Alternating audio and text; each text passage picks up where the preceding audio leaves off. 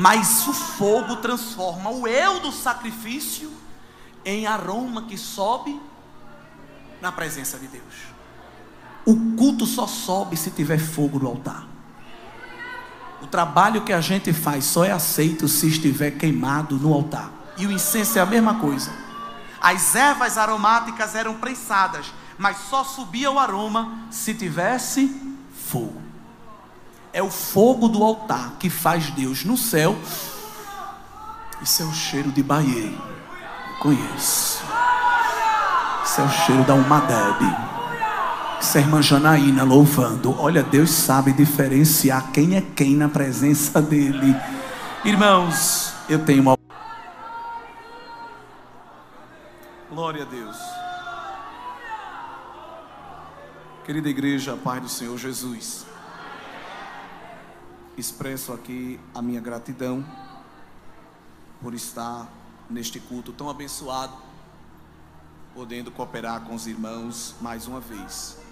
Deixando aqui meus cumprimentos ao pastor Marinaldo, agradecendo a paciência que tem para conosco, toda a liderança desta igreja e também desta juventude. Meus irmãos, o tema é Efésios 5 e o verso 2. Quando eu recebi a foto do evento, a frase ali que era uma pergunta: qual é a tua essência? Mas eu não tinha visto o versículo e perguntei à liderança e disseram que o texto que poderia nos basear nessa noite já era a partir do capítulo 4.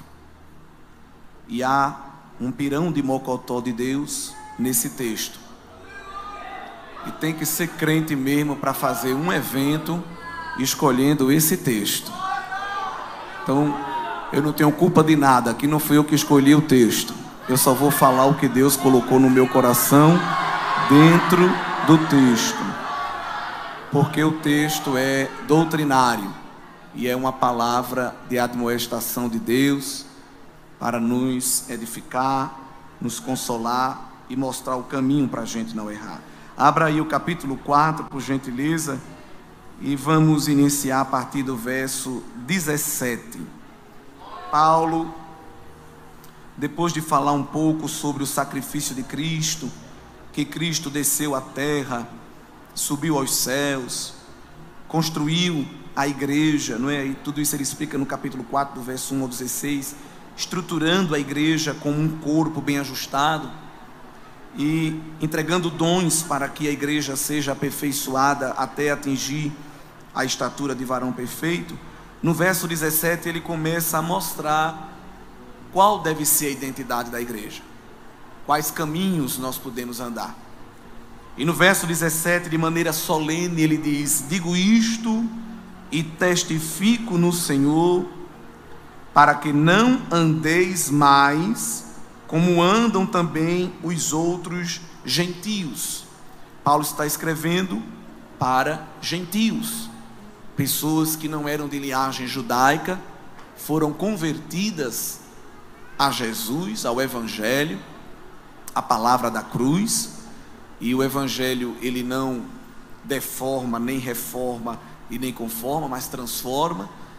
E o apóstolo agora conclama que esses irmãos expressem na sua vida essa transformação, não andando como esses outros gentios, porque eles continuavam convivendo com os gentios. Jesus, na oração sacerdotal, em João 17, ele diz ao Pai: eu não peço que os tires do mundo, mas os livre, porque nós precisamos continuar no mundo para exercer o nosso testemunho cristão, não é? Sendo sal da terra e luz do mundo.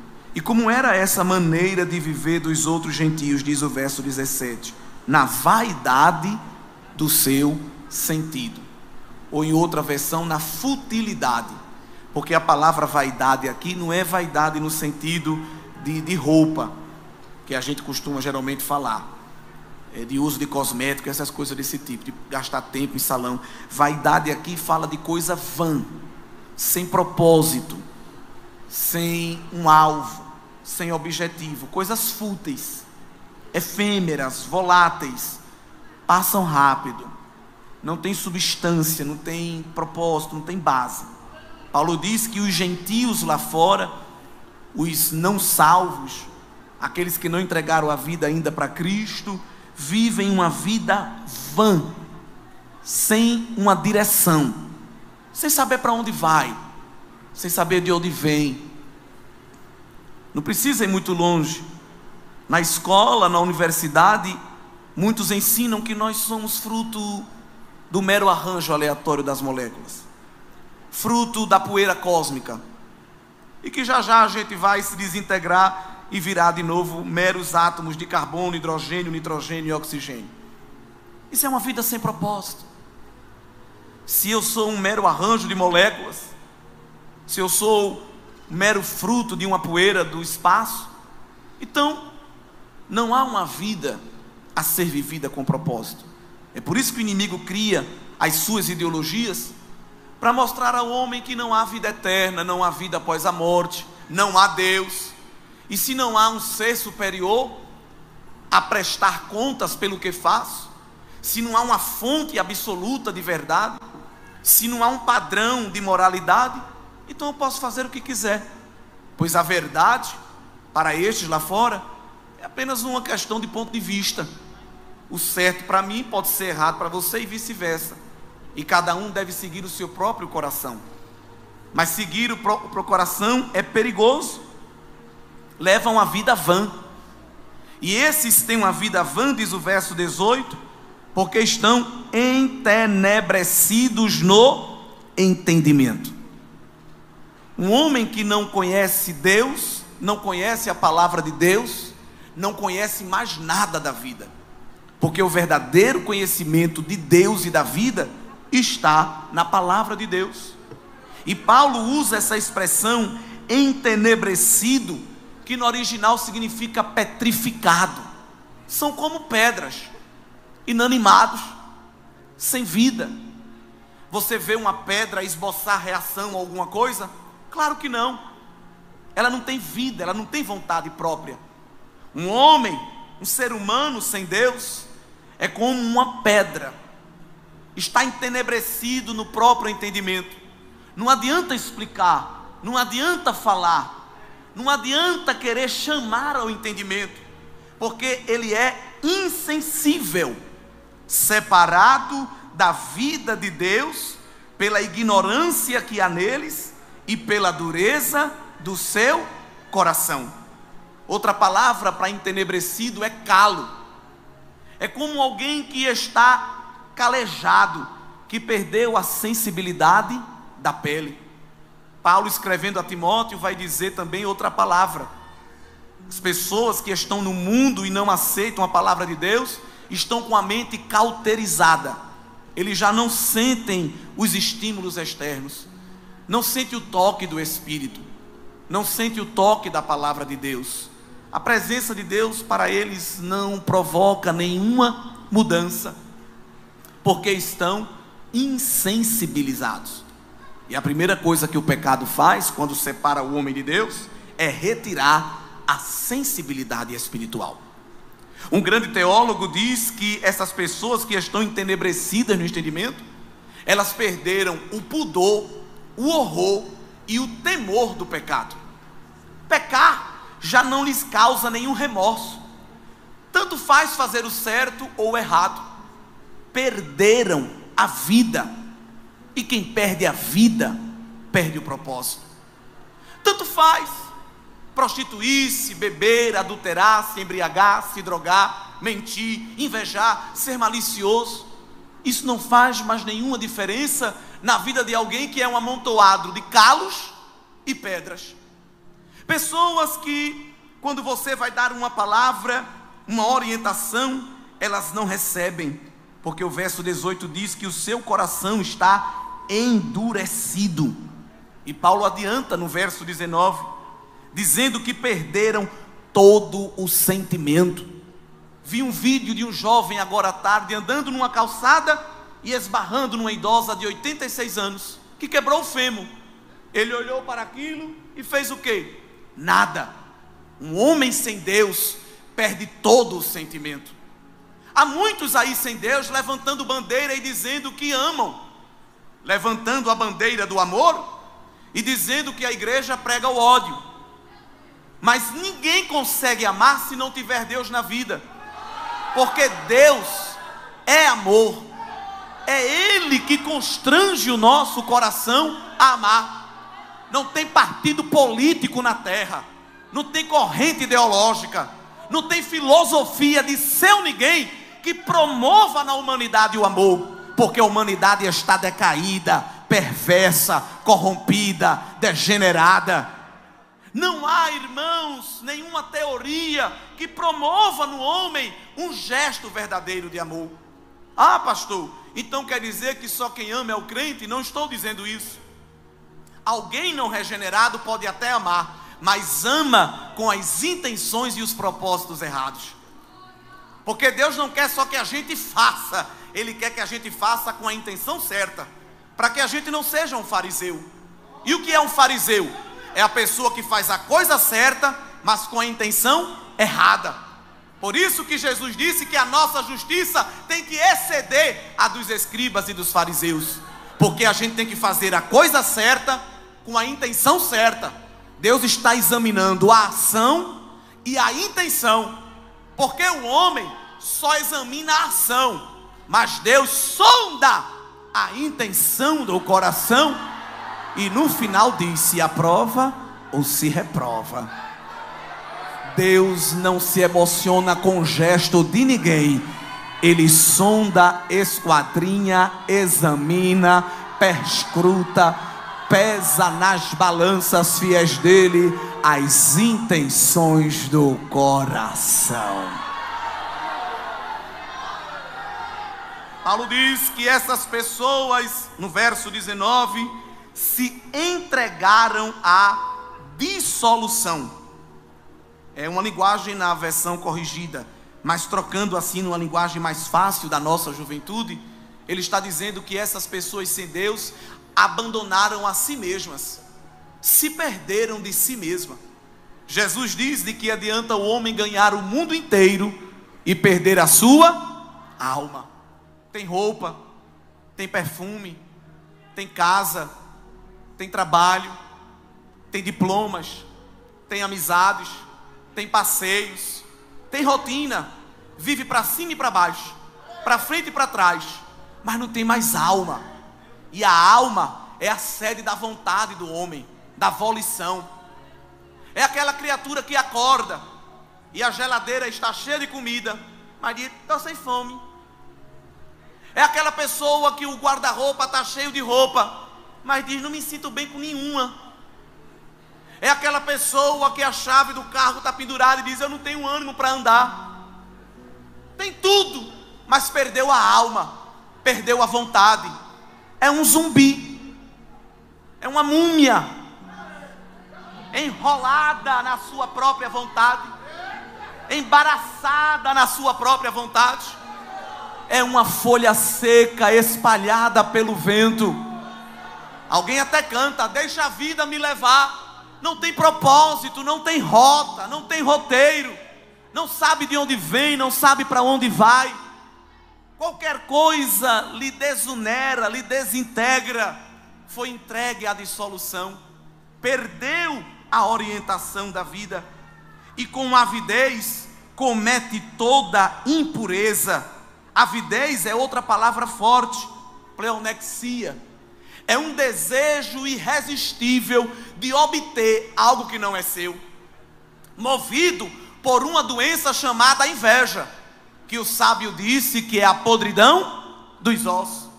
Passa o dia no salão, puxa o cabelo para aqui e para ali, pinta dessa cor da outra, mas quando dobra a esquina vê uma criatura que no máximo passou uma mão na água, botou para o lado e olha e diz: rapaz, qual é o teu salão? Quem é o teu cabeleireiro? Hein? Vai no shopping, roda de loja em loja, só compra roupa de grife. Aí o irmão ganha um terno usado da 4ª geração. E quando chega, alguém olha e diz: eita varão, nem Salomão em toda a sua glória.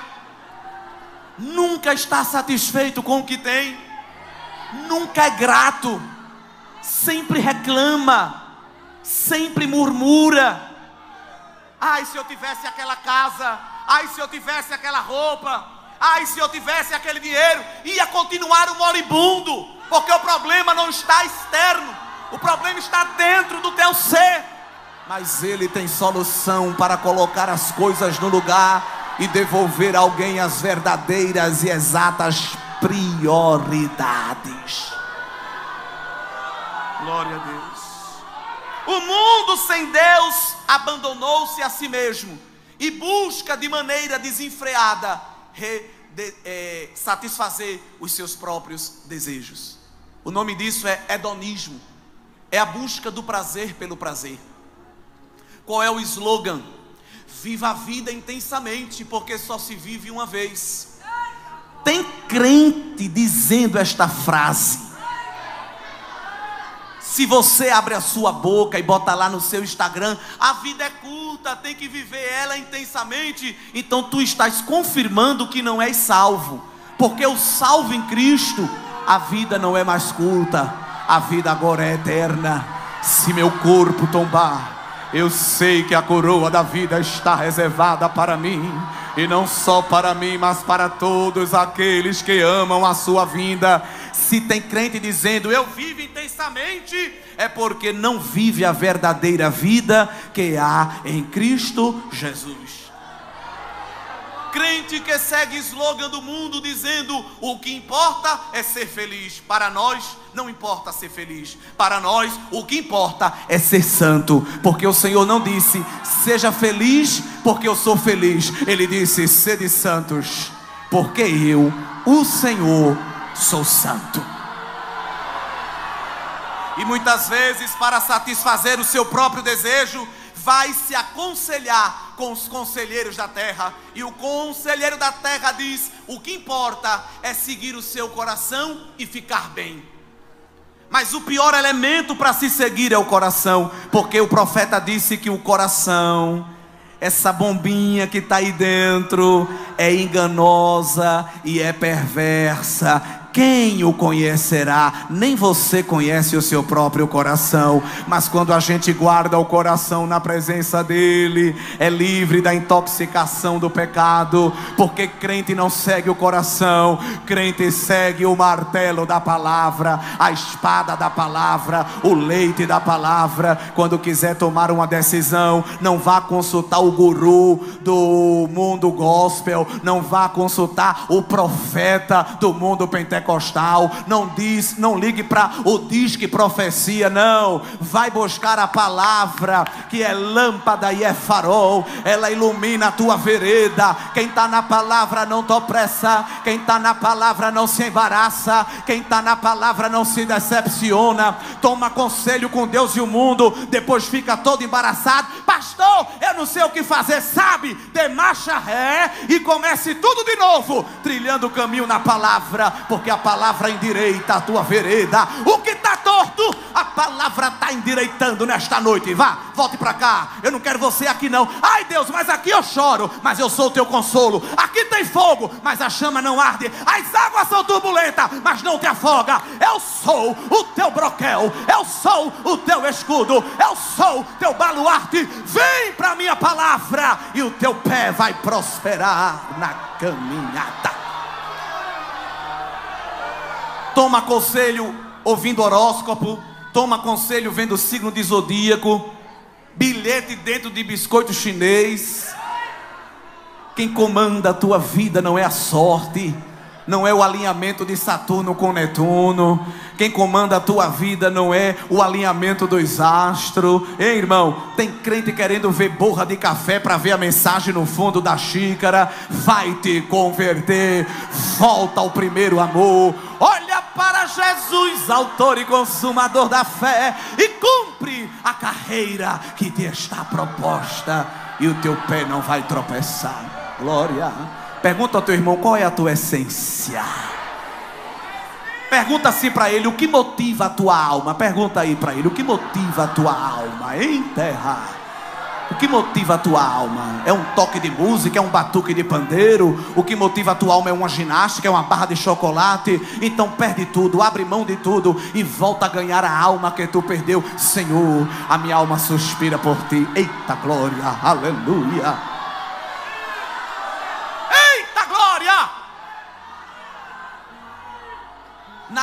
contra quem cuida do corpo, porque tem que cuidar. Nada contra quem segue sua dieta com peito de frango, batata doce, suas proteínas. Faça exercício. Mas Paulo disse que o exercício corporal é pouco proveitoso. É proveitoso, mas é pouco. Por quê? Porque a gente não é só corpo, a gente também é alma. Nós somos a geração que mais tem academia. Todo bairro tem uma academia, às vezes tem mais de uma. Agora à noite, onde é que a multidão toda está? Na academia. E levanta isso, e abaixa aquilo, e vai para frente, e vai para trás. Trata o corpo, mas não trata a alma. Ansiedade, depressão, pânico, falta de apetite, falta de sono. Irmãos, se você faz um exercício físico, uma caminhada, para cuidar do coração, você é mordomo do corpo, tá certo, não tá errado não. Mas tem que cuidar da alma, tem que exercitar a alma. Davi, quando estava triste, não ia exercitar o corpo não. Eu vou levantar aqui uns 10 quilos para desestressar. Davi disse, eu vou tratar da alma. Por que te perturbas dentro de mim, minha alma? Espera em Deus, minha alma. Eita glória. Alma tristinha, sem querer ir para a igreja, sem querer dar glória. Vamos dar glória, alma? Não, eu estou triste, é muita luta. E Davi é nada, maior que a luta é o nosso Deus. Te levanta, alma, desperta, alma. Vamos pegar o saltério, vamos acordar o sol. Tem uns que dá meio-dia e ele não tem força para se levantar. Davi escreveu um salmo dizendo, eu estou dizendo ao sol, bora sol, acorda, que eu já estou com saltério e quero adorar. Levanta a alma. Aí a alma se levanta e diz ao corpo, bora para o templo, bora para o círculo de oração, bora para a vigília, bora para o jejum, bora dar lugar, bora. Tu está parado, corpo, mas a alma está animada. O Senhor está visitando a tua alma e dizendo a ela, respira, renova, te ergue, canta, alabará sobre a forga. Então te chamei para ser um zumbi, te chamei para ser um crente vivo. Quem motiva a tua alma é o meu espírito. Quem motiva a tua alma é a minha palavra, diz o Senhor. Quem motiva a tua alma é a minha presença. Eu estou injetando ânimo na tua alma, estou descendo vitamina. Abre a mão e recebe, porque tem crente aqui com seta da depressão entrando na mente, tem crente perdendo apetite, tem crente perdendo sono, mas a seta está sendo quebrada e a tua alma está sendo refrigerada. O teu corpo vai se erguer, tu vai voltar a cantar, a profetizar, a dar lugar a Jesus, porque Ele comprou o teu corpo, Ele comprou a tua alma, Ele comprou o teu espírito e te encheu dele, e não abrirá mão desta possessão peculiar do Senhor. Aleluia. Ele ama a tua alma, glória. É por isso que Ele está tratando com a tua alma primeiro, para que através desta alma bem tratada o teu corpo transmita um testemunho de quem tem Deus na vida. Louvado seja Deus. Mas no verso 20 Paulo faz uma quebra. Enquanto ele fala que os gentios estão jogados nos prazeres, no verso 20 ele diz, mas vós não aprendestes assim a Cristo. Vocês abrem mão do prazer para receber a glória. Porque toda vez que a gente peca, é porque a gente está amando mais a qualquer outra coisa do que a Deus. Se a gente amasse a Deus sobre todas as coisas, a gente não pecava. Porque toda vez que o pecado batesse a porta, você dizia, olha, eu até gosto disso, mas eu amo mais a Deus. Então não dá. Por isso que o mandamento Cristo disse, amarás ao Senhor teu Deus sobre todas as coisas. Ai, mas eu amo ela. Tem que amar Deus primeiro. Mas eu não sei viver sem Ele. 12 anos de idade a criatura. Eu não sei viver sem Ele. Você tem que dizer que não sabe viver sem Jesus. O resto é resto. O resto é resto. O resto depois Ele ajeita, Ele complementa, Ele organiza. Mas tem que amar Jesus primeiro. Aplica a devoção da tua alma ao Senhor, irmão. Porque no deserto, quando o diabo disse a Cristo, se tu és filho de Deus, tu pode transformar essa pedra em pão, porque tu está com fome, né? Jesus disse, estou. Então, se tu é filho dele, transforma. Jesus disse, olha, eu estou com fome do pão da terra, mas tu esqueceu, cão, do pão do céu. E do pão do céu eu estou farto, porque nem só de pão viverá o homem, mas de toda palavra que sai da boca de Deus. Eu estou farto. A alma. Precisamos tratar da alma. Mas aquele que aprendeu com Cristo, verso 21, se tem ouvido dele, se tem ensinado a verdade que está nele, o verso 22 diz que se despojou de quê, irmãos? O que é que a gente se despojou? Verso 22, do velho homem. Só que Deus não quer que ninguém fique nu espiritualmente. A gente se despe, se despoja das vestes espirituais do pecado e se reveste de uma nova veste. Por que é que o crente não pode ser um crente remendado? E Jesus disse isso: eu não boto remendo novo em pano velho. Mas tem crente que ele quer continuar com a veste velha do pecado e ser uma coxa de retalho na igreja. Talvez o olho direito dele é crente, tem um remendo novo, mas com o olho esquerdo ele dá lugar à carne.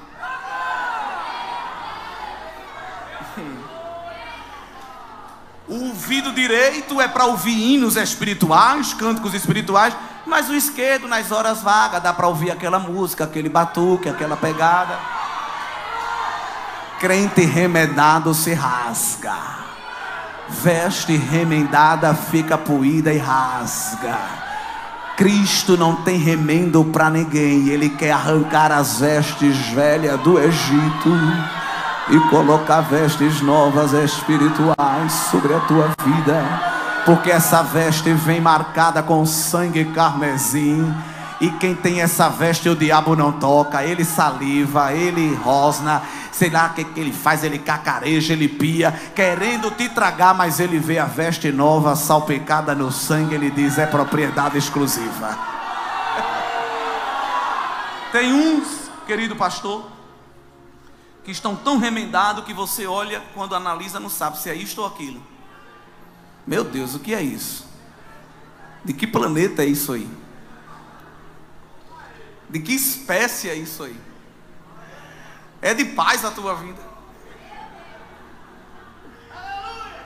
Mas quem se despojou do velho homem, e o verso 24 diz: se vestiu do novo homem, que segundo Deus é criado em verdadeira justiça e santidade.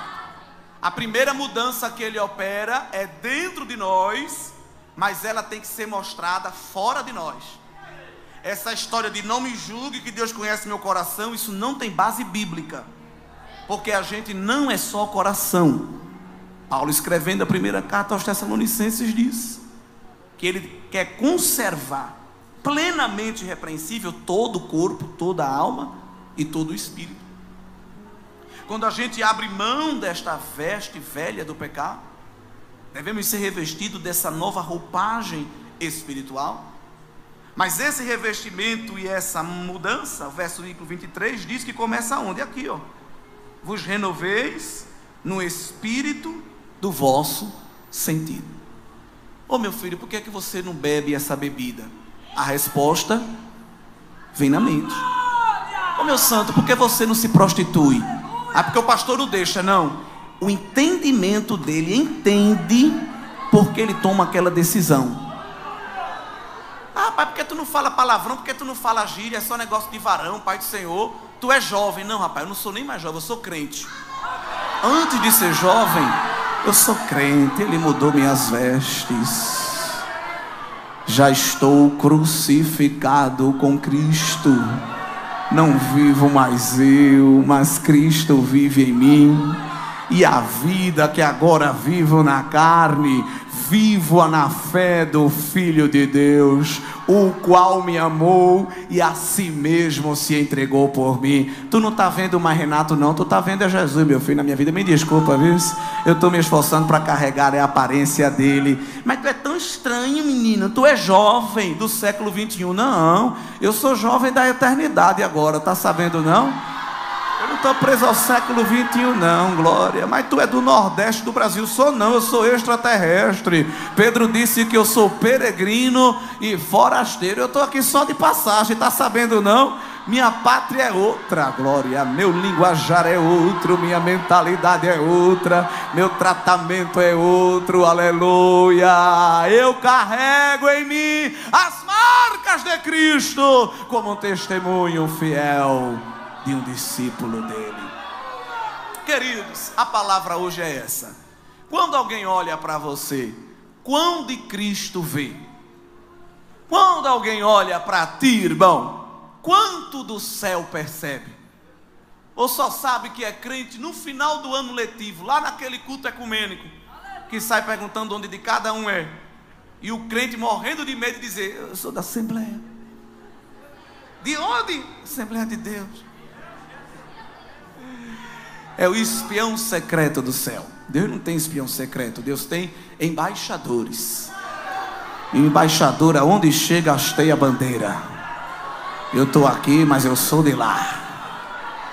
Eu não me curvo a esse sistema babilônico. Mas aqui todo mundo faz, porque é daqui, mas eu sou estrangeiro, eu não faço. Agora eu vou mostrar como eu faço. Mas aqui quando o batuque toca, todo mundo se curva, mas eu não sou daqui, eu sou hebreu. Eu tenho uma palavra dentro no meu coração. Eu não sou daqui não. Agora aquele a quem eu sirvo, ele pode vir aqui fazer uma visita, viu? Ele manda um representante e às vezes ele vem pessoalmente para mostrar que é na vida da igreja. E quando ele vem marchando até dentro do fogo. Glória. Deixa alguém te ridicularizar, deixa alguém fazer meme, deixa alguém fazer piada. Quem mostra que é na vida da igreja é o dono da igreja. Nabucodonosor vai ter que ver. Glória. Os soldados caldeus vai ter que ver que quem é hebreu não anda só, anda acompanhado da glória de Deus. Aleluia.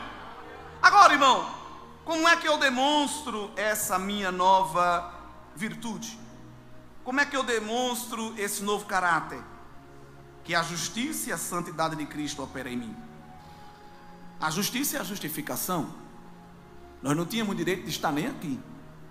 O Senhor Jesus nos chamou, nos justificou. Pela fé, nós fomos inocentados do pecado e assumimos a posição de justo. Mas a vida cristã não se encerra aí. Não basta só vir aqui na frente, estender a mão e dizer: eu quero ser crente. O testemunho cristão continua com a santidade. A santificação é filha da justificação. Crente tem que ser santo.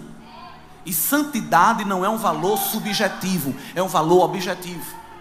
O mundo consegue discernir o que é santo e o que é profano.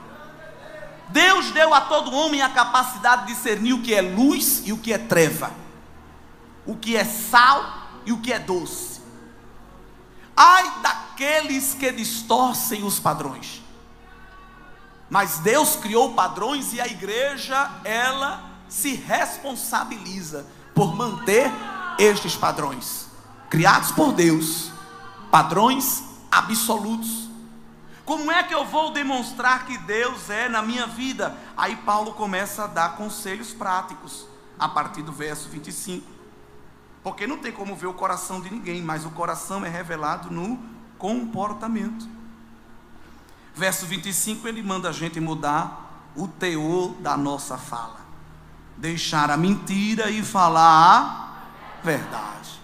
Tem tanta gente se enroscando aqui e diz que é crente, mas cada esquina conta uma versão diferente da mesma história. E no fim, até ele acredita nas próprias mentiras e não sabe nem mais diferenciar o que é mentira do que é verdade. Mas seja a vossa palavra sim, sim, não, não. E o embaraço que procede disso é de procedência de quem? Do maligno, é do andar de baixo. Alguém disse que a verdade dói, mas a verdade não dói, a verdade liberta. E se o Filho do Homem liberta, alguém verdadeiramente é livre. E o que liberta o homem não é sal grosso, sabonete de descarrego, nem feijão do milagre, nem galho de arruda. O que liberta o homem é a verdade da palavra. Entre dizer a sua opinião e dizer a palavra de Deus, diga alguém: eu vou dar a palavra, porque minha opinião não salva, minha opinião não leva ninguém para o céu, mas a verdade da palavra leva. Tem muita gente subindo no púlpito para falar a sua opinião, o seu sentimento, a sua vontade, mas nós fomos chamados para proclamar a vontade, o sentimento e a palavra de Deus. Acabou. O caminho de um crente é demonstrado na verdade. O verso 26, Paulo diz: irai-vos e não pequeis. É possível ter uma santa indignação, porque Deus se ira, porque dentro de nós há um senso de justiça, dentro de nós há um senso moral que quer ser satisfeito quando vê algo errado, quer ver algo ser acertado.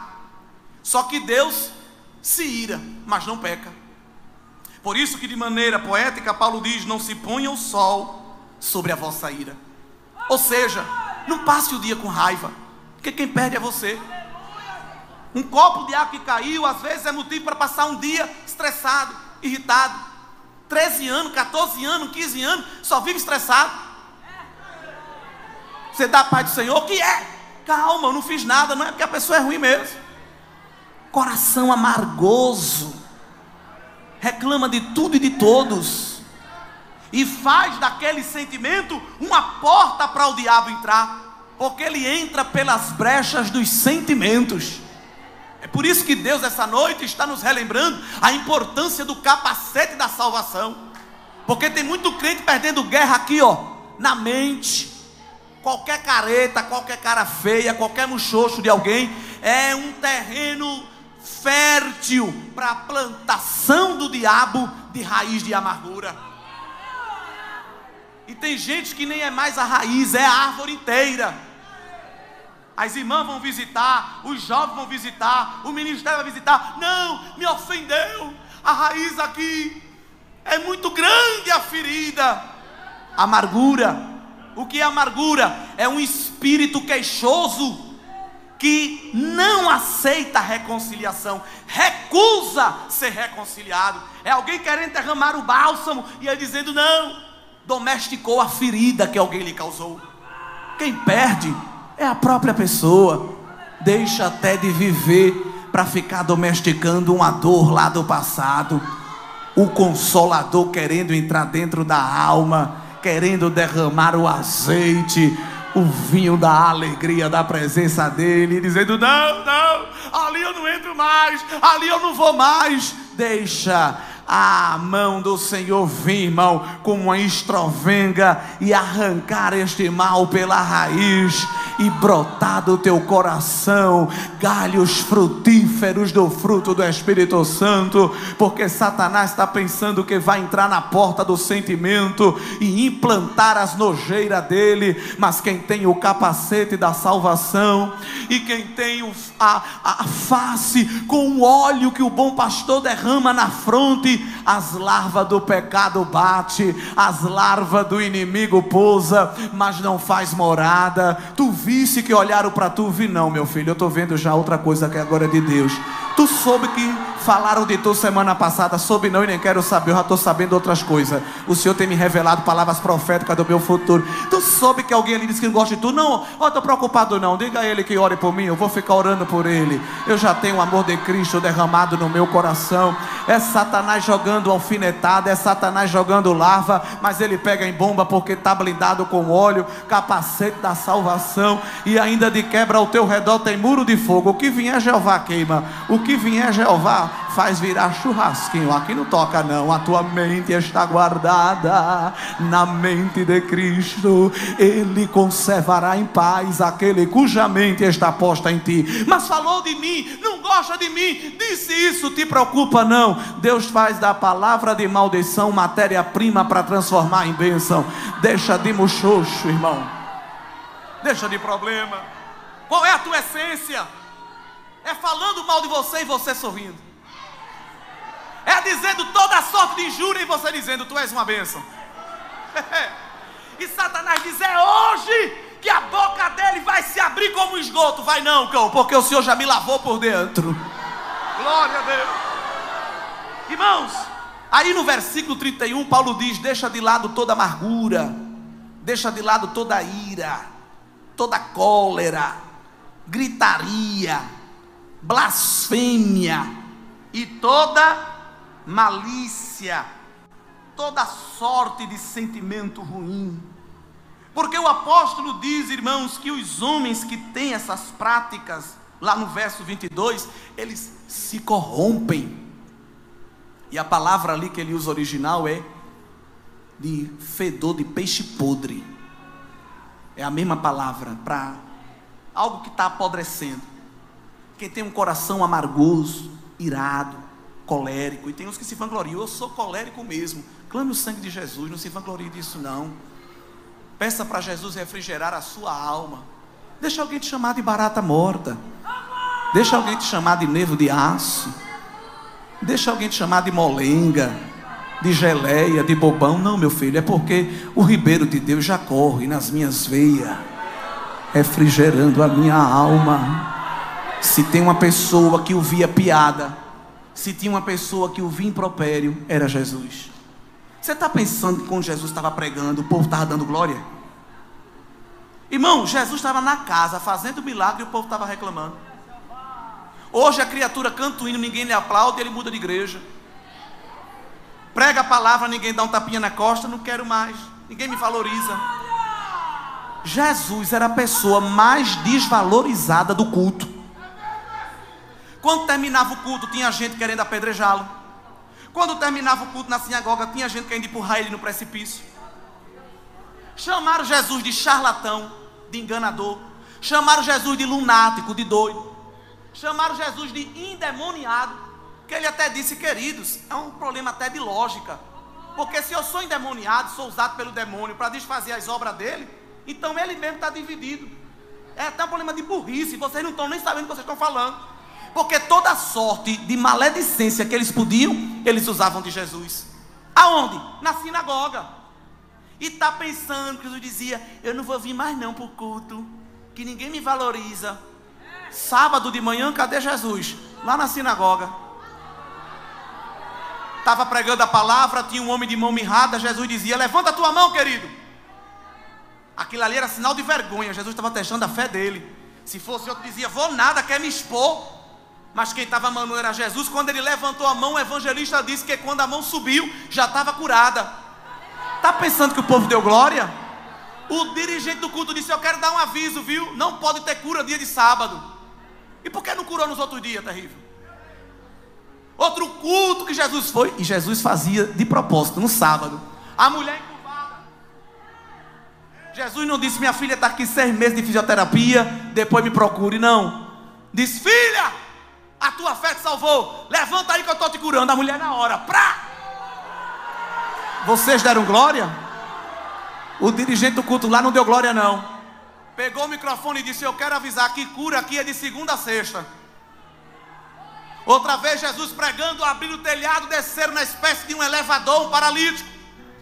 Foi a primeira obra de acessibilidade assim na igreja, digamos, no culto. Jesus parou a pregação. O que é que um paralítico quer na presença de Jesus? O que é que ele quer? Ser curado para andar. Jesus parou a pregação e disse, filho, teus pecados são perdoados. Porque a maior bênção é a salvação. Não adianta andar e ser morto espiritualmente. Jesus primeiro tratou da vida espiritual. Teus pecados são perdoados. Ao invés do povo da glória, os fariseus hipócritas pensaram dentro de si, quem é este? Ele está pensando que ele é o quê? Para perdoar pecado. Por acaso ele é Deus? Jesus que está no culto, sondando mente e coração, ele vê quem está gostando, quem não está gostando. Ele vê todo mundo. Eles pensaram, Jesus jogou a boca no trombone e disse, tem alguém achando ruim, porque eu estou perdoando o pecado. Para vocês saberem que quem está falando aqui é o Filho do Homem, eu te digo, paralítico, levanta, toma a tua cama e anda. Alguém gostando ou não, Jesus vai fazer. Alguém ajudando ou atrapalhando, Jesus vai fazer. Alguém aplaudindo ou jogando pedra, Jesus vai fazer, porque Ele chega para operar. Ele chega para colocar as coisas no lugar, glória. Ele não sai do lugar que o Pai colocou ele. Estava lá servindo, trabalhando, mente resolvida, coração sarado, aleluia. Há um antídoto de Deus descendo aqui esta noite. para sarar e blindar as tuas emoções. O inimigo quer tragar a tua alma, destruir o teu equilíbrio, mas a graça de Deus circunda a tua alma e diz: ela é minha, ele é meu. Ajudando ou não, ela vai continuar cantando. Ajudando ou não, ele vai continuar fazendo a minha obra. Eu estou multiplicando a tua força. Alguém fala que tu não canta bem, alguém diz que tu não sabe da Bíblia, alguém diz até que tu não é crente, mas continua fazendo a minha vontade. Enquanto tu canta, eu quebro as cadeias. Enquanto tu prega, eu derrubo as muralhas. Tu não depende da aprovação do mundo, que tu não é político, tu é meu servo. Servo meu é injuriado, mas eu uso. Servo meu é ridicularizado, mas eu aprovo. É o mundo lançando seta e eu quebrando as setas e dizendo: é protegido. O arraial está cheio de fogo, glória. Ai, como alguém lançou a palavra para te matar, mas o Senhor te blinda. Não é com cerca elétrica, é com muro de fogo. E diz: aqui ninguém entra. O jardim é fechado, a fonte é selada, a cidade é murada. E dentro da cidade eu estou passeando e derramando a minha glória e dispensando o meu poder. Tu vem para aqui cabisbaixo e sai com a cabeça erguida. Chega desmotivado e sai saltitando, dizendo: eu sei que meu Redentor vive e que por fim se levantará sobre a terra. Alguém disse: aí não vai dar em nada. Jeová diz: vai dar é tudo, porque a minha mão está estendida, a fonte está aberta e eu sou o teu encorajador, eu sou o teu motivador, eu sou a fonte do teu combustível. Aleluia. Sai da casa da desesperança e entra no cenáculo do Espírito, porque dentro da presença de Deus tem renovo interior para ser demonstrado no exterior. Precisamos de uma geração forte espiritualmente. Grécia e Roma viviam uma decadência moral, espiritual e mental. E hoje também, no século 21, há uma decadência moral, espiritual e mental. Gente com 12 anos querendo se matar. Gente com 12 anos dizendo que não tem esperança para viver. Gente que anda nos melhores carros, veste as melhores roupas, come a melhor comida e estuda nas melhores escolas. Vai para Disney, vai para Paris, vai para o Caribe, mas não tem motivação porque perdeu a alma. Mas quem está vestido com o novo homem, ainda que o exterior se corrompa, o interior vai sendo renovado de glória em glória.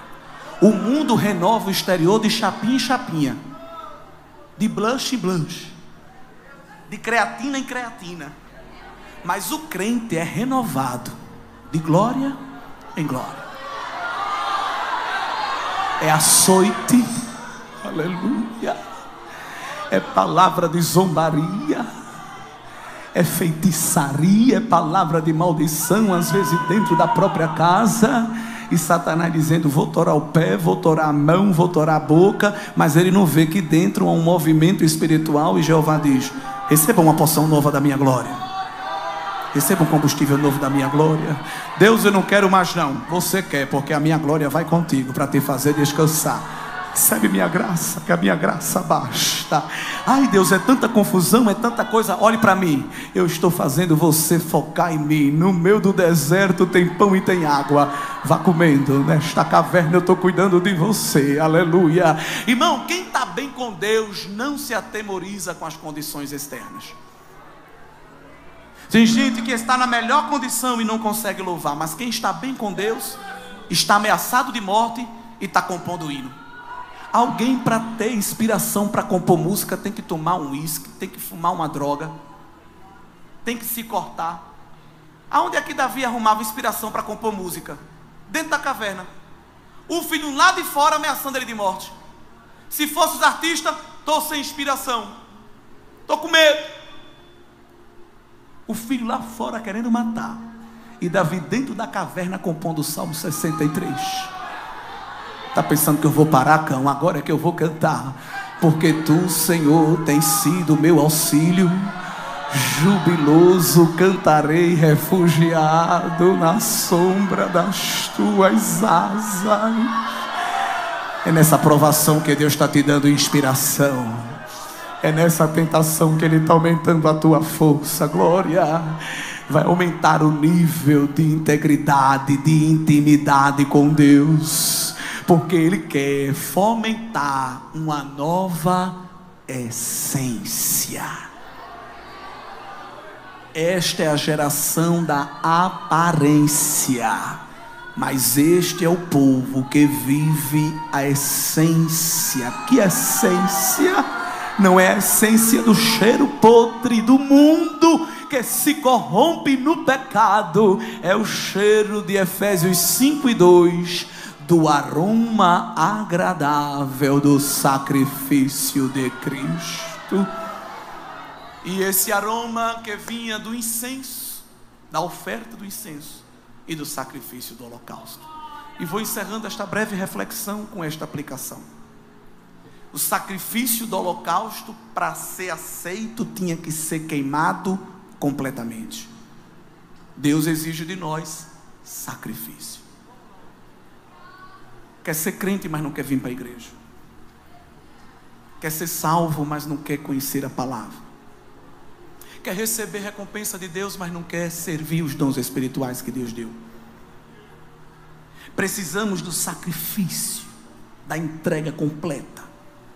E essa entrega completa só acontece se o fogo estiver aceso.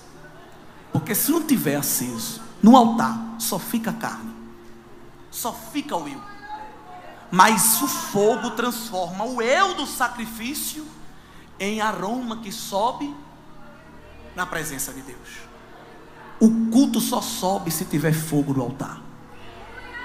O trabalho que a gente faz só é aceito se estiver queimado no altar. E o incenso é a mesma coisa. As ervas aromáticas eram prensadas, mas só subia o aroma se tivesse fogo. É o fogo do altar que faz Deus no céu. Isso é o cheiro de Bahia. Conheço. Isso é o cheiro da Umadeb. Isso é a irmã Janaína louvando. Olha, Deus sabe diferenciar quem é quem na presença dele. Irmãos, eu tenho algo sério para dizer. Tem gente abrindo a boca até dentro do culto e fazendo Deus exalar cheiro de peixe podre, porque é um sepulcro caiado. Mas quem está no altar, escute, Deus não se emociona com pulo, com levantar de mão. Eita, olha, cada segundo ele dá um pulo, está cheio. Não, ele está olhando a erva aromática prensada no fogo. Glória. Mas quando o fogo se acende, glória ao nome de Jesus, há uma lágrima que cai, há uma mão que se levanta, há um joelho que se dobra, há um coração que pega fogo. E alguém diz: o que é isso? Isso é o incenso subindo. Mas o incenso, para subir, tem que ser macerado. Será que tu suporta entrar no pilão de Deus essa noite? Tem um pilão de Deus aqui esta noite macerando o nosso ego. Ai, Deus, está doendo. É porque tem um cheiro bom para sair daí de dentro. Ai, Deus, mas eu não queria não. Você vai perder para ganhar. Eu estou tratando com o seu ego. Isso aqui não me agrada. Mas quando eu apertar e amassar completamente, vai ficar só o pó. Mas quando o fogo do meu espírito se acender, até quem passar de longe vai dizer: tem algo de Deus ali, tem algo de Deus ali. Eita glória. Você pode fazer assim com a sua mão, assim, olha, isso é um gesto didático. Jeová está fazendo assim contigo. Eita irmão, tu está disposto a passar na prensa de Jeová, mas sair por aí exalando o cheiro de glória, exalando o cheiro de graça. Aleluia. Abre a tua mão e recebe essa labareda que está faltando no altar de muito crente, mas ele está acendendo aqui, viu? Nos últimos dias Deus tem dito isso no meu coração. Eu estou reacendendo altares que estavam apagados, porque eu quero voltar a sentir cheiro de santidade. Ai, como Deus está devolvendo a alguém o aroma da santidade aqui esta noite. As vestes estavam podres, mas Mas Deus tratou a sujeira da veste do sumo sacerdote Josué. Não foi com água não, foi com o quê? Com fogo. Ele disse ao anjo: tira um tição de fogo do altar e queima as vestes de Josué e manda Satanás correr, porque quando o meu fogo chega tem pureza, quando o meu fogo chega tem glória, quando o meu fogo chega tem manifestação da minha presença. E ele está tocando na tua boca, este fogo está tocando na tua mão. Ai Deus, eu quero te servir, então estou colocando fogo na tua mão, porque onde tua mão passava ia exalar cheiro. Passou um crente aqui, passou um homem de Deus aqui, passou uma mulher de Deus aqui. Como é que eu sei? É o testemunho que fica no meio do caminho. Glória.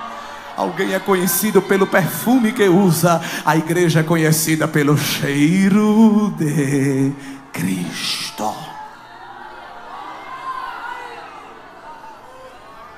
Sede, pois, imitadores de Deus, como filhos amados. Qual é o cheiro que está saindo da tua boca? Eu vou dizer, porque Deus manda. Ele vai mudar até o teu vocabulário. Teu vocabulário não me agrada. Ai, irmão, que conservadorismo não é a trajetória da santidade. Até a palavra que sai da tua boca Ele quer tratar. Glória. Porque a tua boca é uma espada de Deus na terra. Alabara súpria. A tua boca é uma fonte de água e não pode ser salobra nem barrenta, tem que ser cristalina. Aleluia.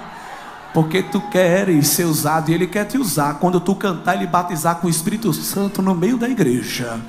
Ele quer te usar para curar câncer enquanto tu canta. Mas a tua boca tem que ser ungida. Glória. Muda o repertório com pressa lá dentro da tua casa. Porque Jesus quer passear lá dentro, mas Ele habita no meio dos louvores de Israel, não é no meio da música popular brasileira. Então Ele quer a glória dEle sendo derramada lá naquele lugar. Restaure o altar. Eita Deus. Tu vai ouvir os passos de Deus marchando e a montanha tremendo. O que é isso? Glória. Os murmuradores, eles ficam embaixo do monte, reclamando da demora, da duração do culto, da altura do cantor, do grito do pregador. Nunca está satisfeito com nada. Mas o profeta está lá em cima do monte, vendo o monte tremer, o trovão ribombar, o fogo queimar. Aleluia. Deus, o que é isso? Fique preocupado não, Moisés, isso é a minha glória. Olha como eu vou te envolver na minha glória. No meio do terremoto tu vai ouvir a minha voz. No meio do trovão tu vai ouvir a minha voz. Pede para ser cheio. Quando Deus vai batizar, bota um lenço na boca. Ai Deus, o que é isso? Fica com medo não. Fica com medo de falar palavrão. Não fica com medo de falar língua estranha não. É poder. Você não quer ser usado? Ai Deus, eu quero ser profeta. Quando ele começa a usar, ai eu estou com medo. Não, fico com medo de fofocar, de profetizar não. Deixa eu usar a sua boca.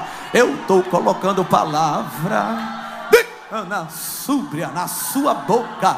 Receba a autoridade que eu estou lhe dando, sou eu que lhe dou. A palavra vai vir temperada com autoridade. Eu vou usar você. Deus quer usar menino e quer usar ancião, quer usar gente pequena e gente grande, porque a palavra é dele e ele dará a quem ele quer. Glória a Deus. Irmãos, vamos ficar de pé, eu quero fazer uma oração. Glória a Deus. É a abertura. E esta palavra doutrinária é um convite de Deus para mudanças de atitude. Aleluia. Deus está nos chamando a mudança de atitude. Eu quero convidar quem quer entregar a sua vida a Cristo, para deixar de exalar o cheiro podre do pecado e exalar o bom cheiro de Cristo. Tentado não cedas, ceder é pecar. Melhor e mais nobre será triunfar. Tem a ver com a palavra. Domina o teu mal.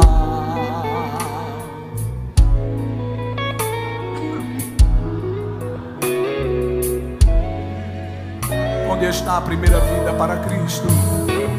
Em Jesus tens a palma da vitória, minha alma. Aleluia. Pelo sangue da cruz. Evita o pecado. Evita o pecado. Procura agradar. Com o corpo, viu?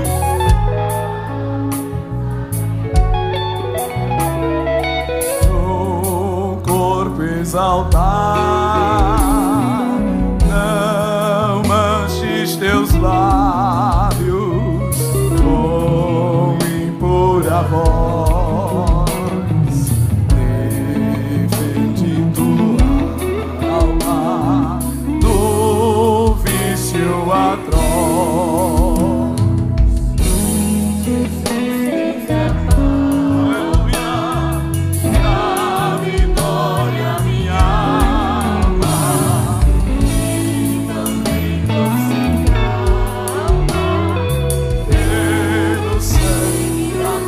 Ser manso e benigno, ser manso e benigno. Às vezes tem que se fingir de morto. Para ter vitória, às vezes tem que se fingir de morto. Mas em Cristo nossa fé está firmada.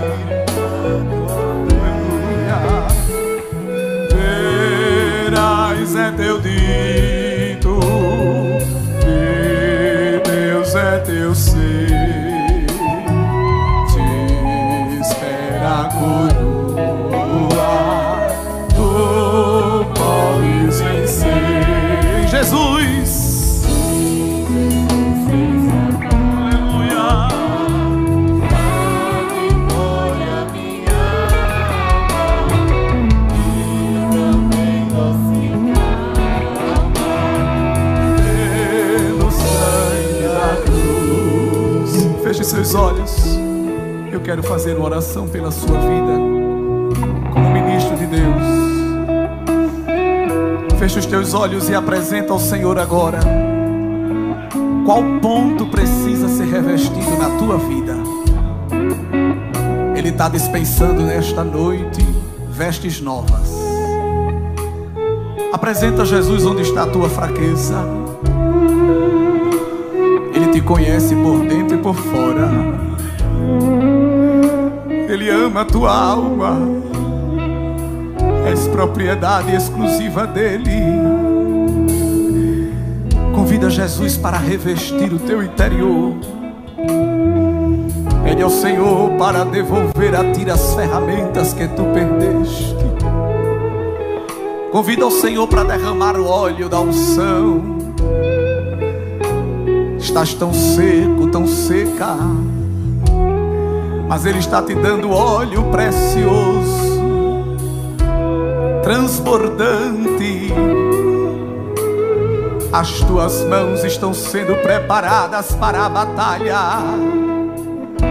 A tua boca está sendo afinada. Há um tesouro escondido em ti. Há uma porta aberta para você entrar. Ai, quanta fúria! Ai, quantos convites! Ai, quantas ofertas para amolecer teu coração! Mas o Senhor está preenchendo os cômodos da tua alma com a presença dEle. Era mandar sobre a de minha série, Satanás está batendo na porta dizendo: abre. Abre que eu quero entrar, mas o Senhor está preenchendo os cômodos da alma. E tu vai dizer para o inimigo: tem mais espaço não. Derra sobre a face. O Senhor chegou primeiro na vida da igreja. Eu incendei o teu coração nesta noite. E Ele volta a palpitar com o fulgor da minha presença. Volta para casa exalando meu cheiro. Glória. Toda acusação eu desfaço.